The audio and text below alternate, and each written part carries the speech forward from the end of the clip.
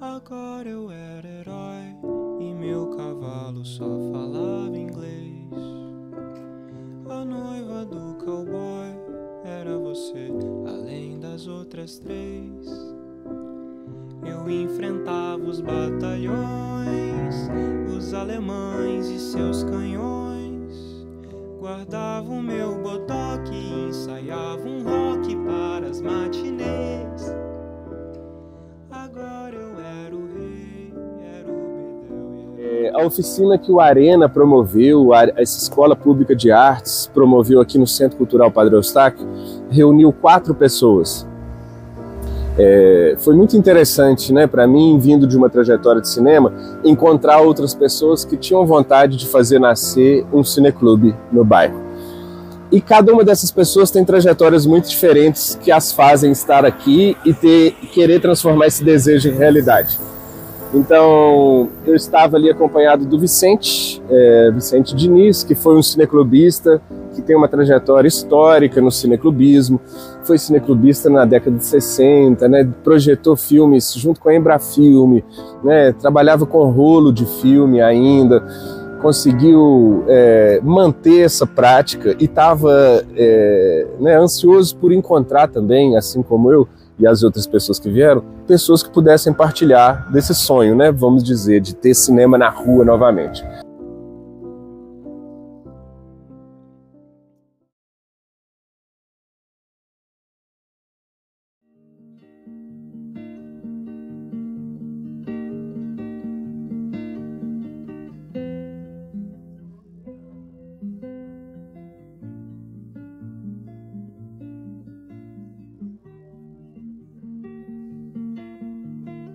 Eu desde menino, 13, 14 anos, sempre fui fã de cinema, rato de cinema mesmo, né? Sempre adorei cinema e ia sempre. E depois, quando eu tinha meus 14, 15 anos, eu ganhei um projetor 16mm e um filme, Marcelino Pão e Vinho, de um tio padrinho meu. Aí com esse projetor 16mm, aí eu fiz contato, na época tinha Embrafilme, tinha uma facilidade, aí eu comecei já a passar filmes para colegas, para amigos, aí a gente começou a fazer um cineclube informal, né? Aí depois, um pouco mais velho, assim, com uns 16 anos, aí eu era diretor cultural da Federação de Estudantes da cidade, Itapiruna, no estado do Rio de Janeiro. Aí então nós já criamos o cineclube, né? E eu sempre fui, depois na minha estudante universitário, sempre tocando cineclube, era o faz-tudo cineclube, né? Alugava o filme, entregava, projetava, fazia a propaganda e a vida toda. Participei de vários encontros, principalmente quando eram novos, vi o nascimento de Gramado, o Festival do Gramado, sempre tive vontade de ir, nunca pude ir, por questões financeiras, né? Mas participei de congresso de cineclubes, no Rio, aqui em Belo Horizonte, né?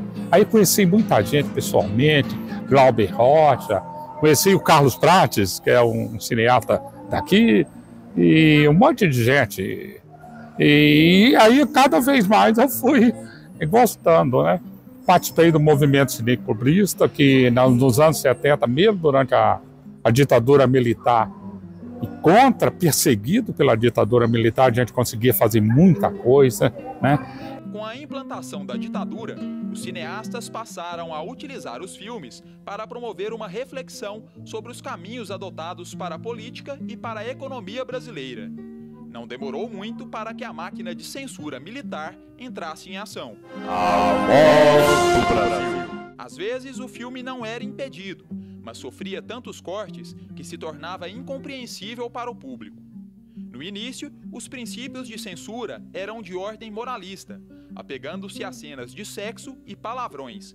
Mas aos poucos isso foi mudando, e a tesoura do governo passou a adotar critérios políticos.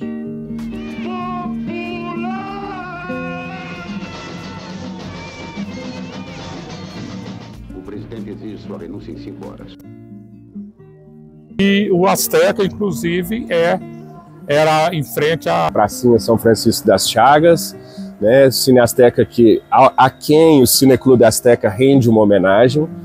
E tentando imaginar formas de voltar à existência do cinema na rua, eu acabei ouvindo falar de uma oficina de cineclube promovida pela Escola Pública de Artes de Belo Horizonte, o Arena da Cultura, que iria acontecer aqui no Centro Cultural.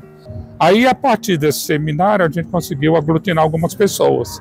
Nesse primeiro semestre, não deu fruto. Mas na segunda edição, eu pedi para repetir, falei, vamos juntar mais gente, né? Aí, sim. Aí saiu o Cineclube Azteca, que fez sua primeira temporada no ano de 2024, exibindo um total de 24 curtas-metragens, divididos em 8 sessões ao longo do ano. E isso me marcou muito, assim, porque eu venho de um campo mais experimental, né, do cinema de arte, de festivais de cinema, que são filmes menos conhecidos por não serem filmes do circuito comercial, e eu vejo essa proposta do Vicente e começo a me interessar, né, por esses processos de construção comunitária, de laços com os moradores. Então é isso, então está enraizado, tanto cinema quanto cineclube, esse movimento cineclubista. Você, o Vicente e o Cineclube estão juntos, é a mesma Isso, coisa. a vida toda, a vida toda. São sinônimos. É a vida toda.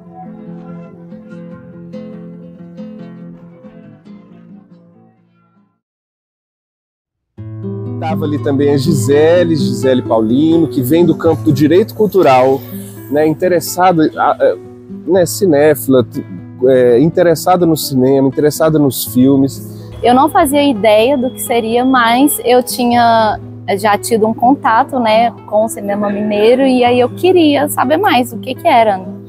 E então eu decidi me inscrever no workshop. E aí eu vim, aí tava eu, o Vicente, o Gustavo e uma outra colega que chamava Paula.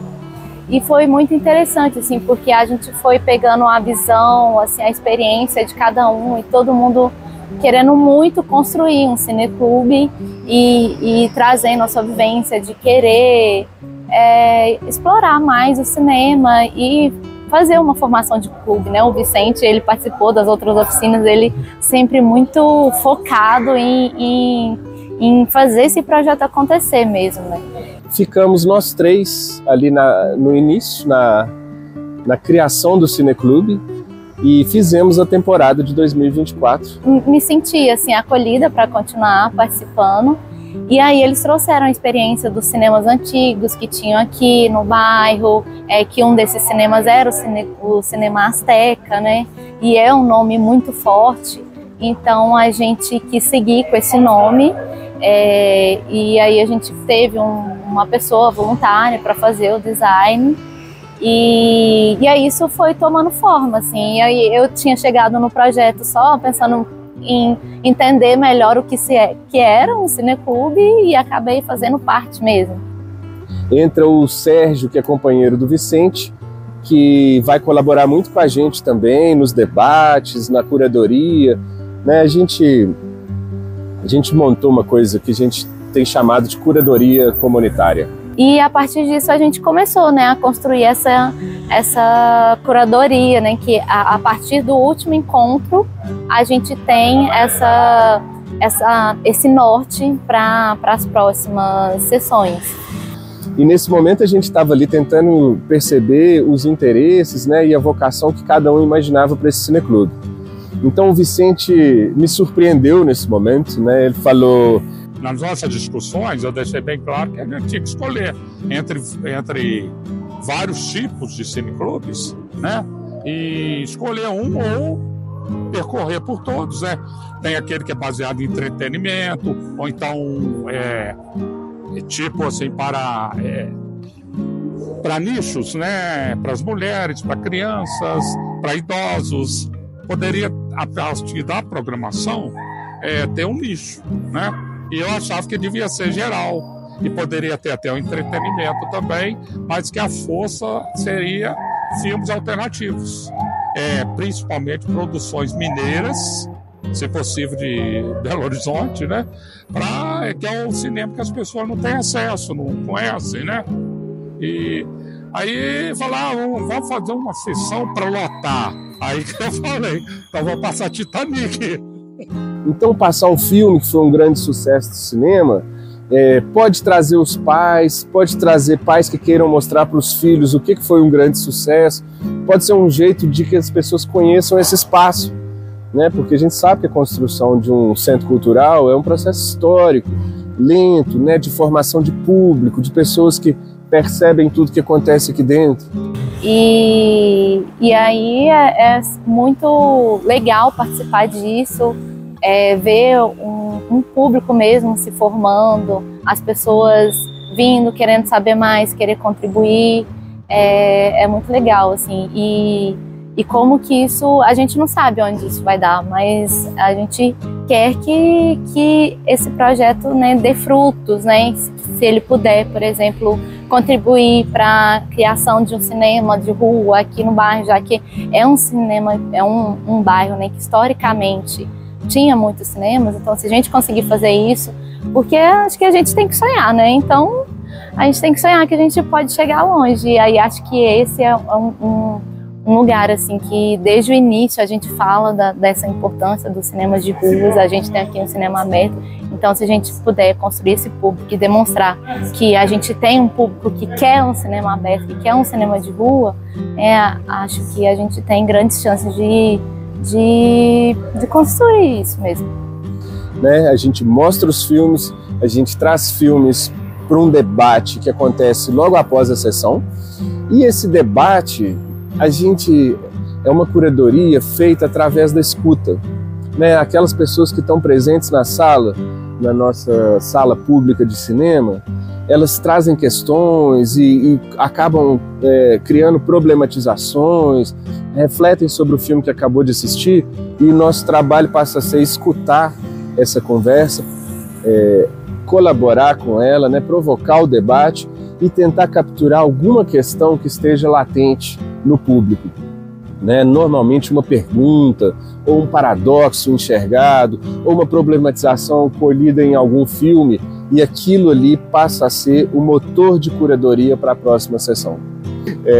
Maria está aqui comigo na produção e curadoria desse ano do Cineclube Azteca, e eu vou fazer o convite para quinta-feira, né, dia 29 de maio, a primeira sessão da temporada 2025. A temporada tem 8 sessões, a gente funciona ao longo do ano todo, menos no verão, que é quando vem as chuvas, né, e algumas pessoas não estão aqui na cidade. Nós temos mais uma equipe de pessoas que está por trás do Cineclube Azteca, que estão na produção das oficinas de realização cinematográfica, né, que estão na produção do Centro Cultural, os gestores que estão aqui, os nossos parceiros e patrocinadores das oficinas também, que agora são parceiras do Cineclube Azteca. Então tem, né, uma gama de pessoas, eu estou falando aqui no nome delas para convidar vocês para estar aqui com a gente no espaço público do Centro Cultural do Padre Eustáquio, quinta-feira, dia 29, às 8 horas da noite. A primeira sessão vai ser composta por filmes de estudantes da cidade, são de 3 escolas diferentes da cidade, são filmes que circularam por festivais nacionais e alguns festivais na América Latina, alguns deles premiados, né? Nós vamos ter presença de realizadores aqui também para o debate após a sessão, e a primeira de uma temporada, né? Então, vir conhecer o Cine Azteca é uma esperança também de que a gente possa criar laços com pessoas que estejam interessadas em imaginar o futuro da cidade com a arte presente, né? Com o cinema presente nas ruas. É isso, Maria, né? Bem que vai ser bom. Isso.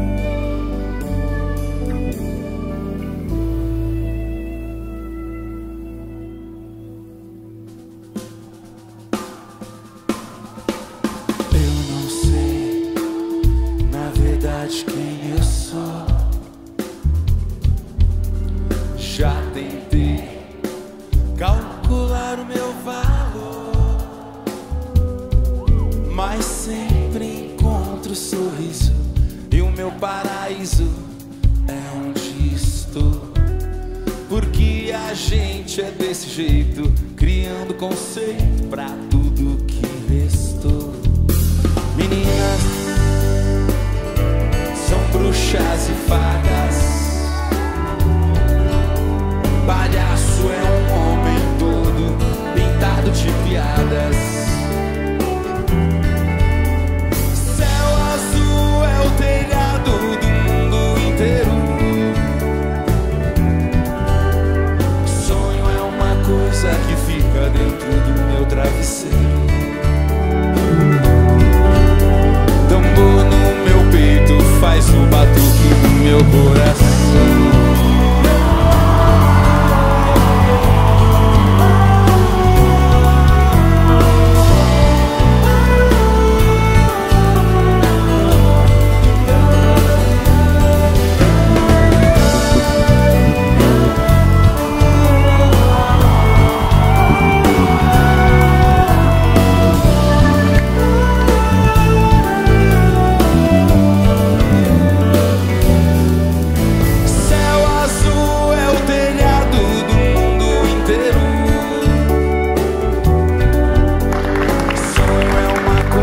Eu guardo dentro do meu travesseiro,